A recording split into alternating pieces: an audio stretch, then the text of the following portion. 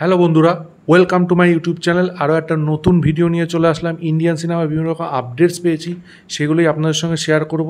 চলুন তাহলে ভিডিওটা শুরু করা যাক। প্রথম আপডেটটা হচ্ছে দুটো বাংলা সিনেমার বক্স অফিস কালেকশন নিয়ে। এটা কিন্তু ন্যাশনাল প্লেক্স কালেকশন। তো প্রথমেই বাবলি সিনেমাটা কত কালেকশন করেছে, কত সপ্তাহে করেছে, সেটা আপনাদের সঙ্গে ডিটেলস শেয়ার করছি। ফিফথ উইকে অ্যাপ্রক্স 2 লাখ টাকা কালেকশন করেছে এবং টোটাল এখনো অবধি 34 লাখ টাকা কালেকশন করেছে রাজ চক্রবর্তীর বাবলি সিনেমাটা। পদাতিক ফিফথ উইকে অ্যাপ্রক্স 44,000 টাকা কালেকশন করেছে এবং টোটাল অ্যাপ্রক্স 10 লাখ টাকা এখনো অবধি কালেকশন করেছে। এবার সিদ্ধান্ত চতুর্বেদী মালবিকা মোহনের ইয়াদ্রা সিনেমাটা নিয়ে আপডেট। ইয়াদ্রা সিনেমার বক্স অফিস কালেকশন নিয়ে আপনাদের সঙ্গে কথা বলবো। ফার্স্ট উইকে ফ্রাইডেতে 4.52 করোড় ইনকাম করেছে। তো দেখুন, 99 টাকা ওয়ার্ল্ড সিনেমা ডেতে রিলিজ করেছিল সিনেমাটা।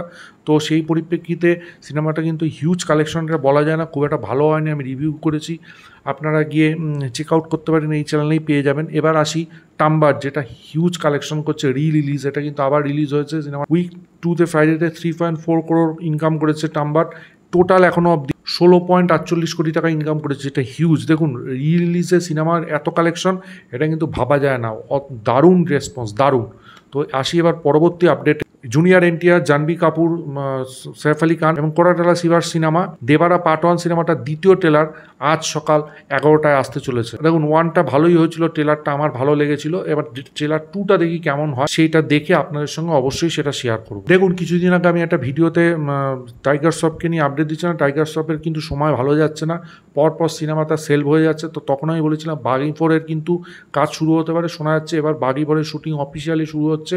আগামী নভেম্বর মাস থেকে এই সিনেমার শুটিং কিন্তু শুরু হচ্ছে এবং এর জন্য প্রিপারেশনও কিন্তু টাইগার শ্রফ না শুরু করে দিয়েছেন।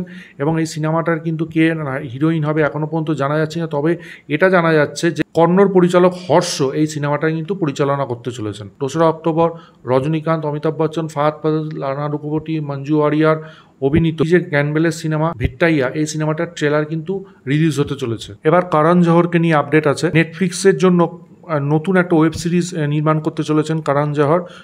সঞ্জয় লীলা বানসালির বিগ বাজেটের ওয়েব সিরিজের পর করণ জোহরও নেটফ্লিক্সের জন্য এই ওয়েব সিরিজটা নির্মাণ করতে চলেছেন। এই ওয়েব সিরিজটার কাজ কিন্তু আগামী বছর শুরু হতে চলেছে এবং এই ওয়েব সিরিজটা সম্ভবত মুক্তি পাবে 2026 সালে। এবং এই ওয়েব সিরিজটার কাজ শেষ হয়ে যাওয়ার পর তিনি কিন্তু একটা বিগ বাজেটের অ্যাকশন মুভি পরিচালনা করবেন বলে খবর আসছে। আলিয়া ভাটের হাতে কিন্তু দুটো প্রজেক্ট এখন রয়েছে। ওয়াইআরএফ ইউনিভার্সের আলফা সিনেমাটা, তারপরে সঞ্জয় লীলা বানসালির হচ্ছে লাভ অ্যান্ড ওয়ার সিনেমাটা। এই দুটো সিনেমার কিন্তু সে কাজ শেষ করে একটা রোম্যান্টিক সিনেমাতে কাজ করবেন বলে খবর আছে। সে কিন্তু অলরেডি স্ক্রিপ্টটা পেয়ে গেছেন, স্ক্রিপ্টটা কিন্তু লকও করে দিয়েছেন। কিন্তু এই সিনেমাটা পরিচালনা কে করবেন সেটা কিন্তু এখনও পর্যন্ত জানা যাচ্ছে না।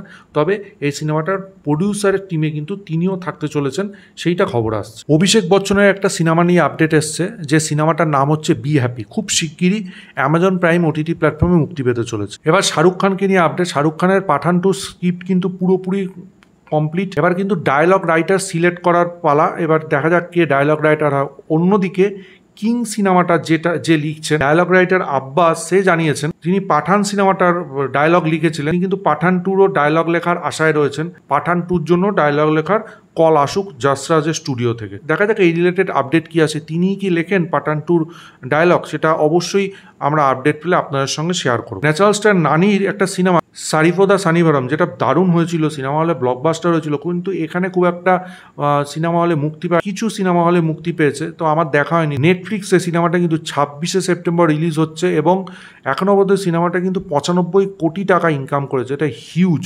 তো দেখা যাক সিনেমাটা দেখে আমার কেমন লাগলো, অবশ্যই আপনাদের সঙ্গে শেয়ার করবো। এবং এটি সবকটা ল্যাঙ্গুয়েজে কিন্তু নেটফ্লিক্সে রিলিজ করছে। এবার অজিত কুমারের গুড ব্যাড আগলিকে নিয়ে আপডেট। দেখুন, গুড ব্যাড আগলি শুটিং কিন্তু এখন জোর কদমে চলছে।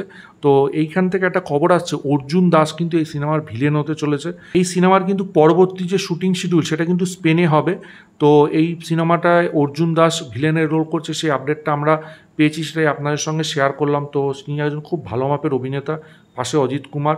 এই সিনেমাটাও ভালো হবে বলে আমার মনে হচ্ছে। খুব শিগগিরই অ্যানাউন্সমেন্ট বা কিছু আসতে পারে, সেটার খবর পেলে সেটাও আপনাদের সঙ্গে শেয়ার করব। এই ভিডিওর শেষ আপডেট সিংঘম এগেনকে নিয়ে। দেখুন, সিংঘম এগেনে যেটা আমরা খবর পাচ্ছিলাম সেটা হচ্ছে সালমান খানের ক্যামিও হতে পারে।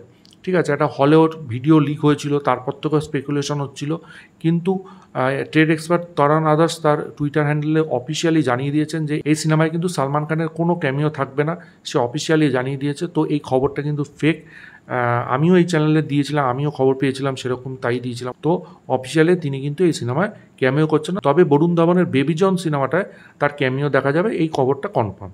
তো এই ছিল আজকে ওভারঅল আপডেট। আপনাদের ভিডিওটা কেমন লাগলো, আপডেটসগুলো সম্পর্কে আপনাদের কি মতামত অবশ্যই কমেন্ট বক্সে জানাবেন। ভিডিওটা ভালো লাগলে লাইক করুন, শেয়ার করুন, চ্যানেলটা অবশ্যই সাবস্ক্রাইব করুন, পাশে থাকা বেল আইকনটা ক্লিক করুন পরবর্তী নতুন কোনো আপডেটসের জন্য। ততক্ষণের জন্য গুড বাই বন্ধুরা।